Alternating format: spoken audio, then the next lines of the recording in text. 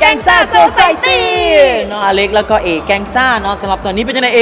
เฮาอยู่ที่หอวัฒนธรรมแม่นความตื่นเต้นของพวกเฮาเพิ่มขึ้นหลายพวกเฮามางานนี้เลยเป็นรอบชิงชนะเลิศกับงาน Pepsi Singing Contest ประจำปี 2016 นั่นเองกลับไปเบิ่งเดอะวินเนอร์เฮาเลยว่ามันอยาก จะได้ ฮู้แม่นเนาะอยากฮู้ไผสิได้ไปเลยเนาะ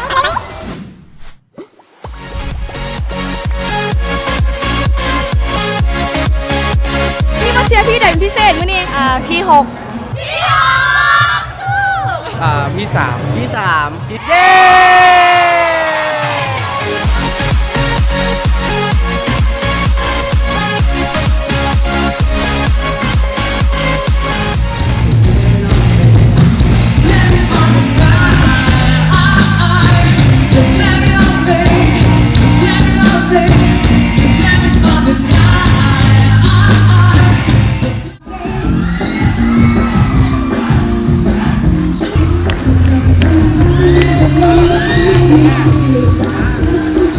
จะกลิ่นกับคันโซมอันนี้แหละกินใส่ร้านเนาะสำหรับจุดนี้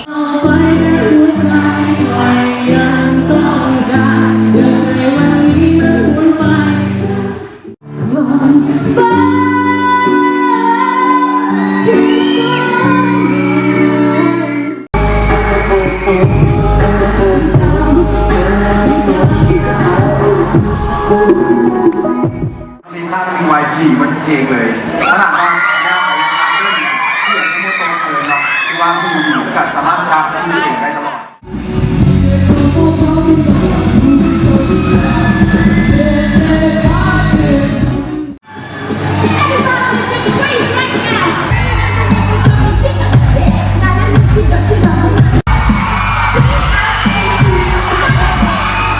การเล่นการแสดงของตัวคนแล้วมันจะแบบสลิงเหียนะ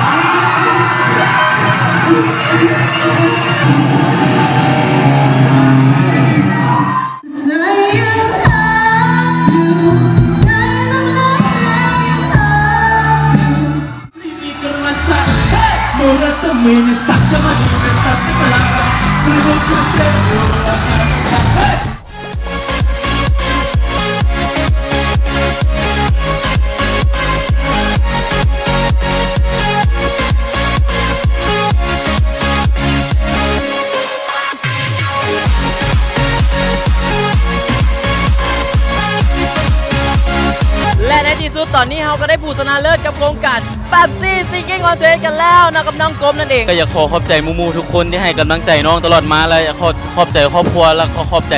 โค้ชทั้ง4ท่านที่ให้โอกาสและเข้าใจน้องโดยขอบใจเดี๋ยวเขาจะมีการเจาะลึกเนาะแล้วก็สัมภาษณ์แบบว่าเต็มที่ใครที่อยากติดตามผู้ชนะเลิศมาเป็นมาเท่าใดแน่เป็นจังได๋แน่เอาเป็นว่าไวๆนี่กับเทปต่อไปตอนนี้ต้องขอบใจเนาะกับงานนี้เลย Pepsi Singing Contest